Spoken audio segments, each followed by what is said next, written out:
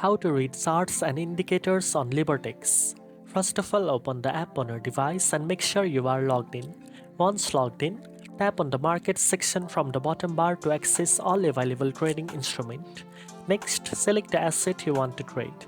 You will see its chart, which displays the price movement over different time frames. You can adjust the time interval on the chart such as 1 minute, 5 minutes, 1 hour or 1 day to analyze short-term or long-term trends.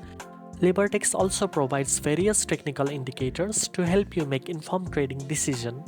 Some commonly used indicators include moving averages, relative strength index (RSI), and Bollinger Bands. You can apply these indicators to your chart to identify trends, potential entry and exit point, and market movement.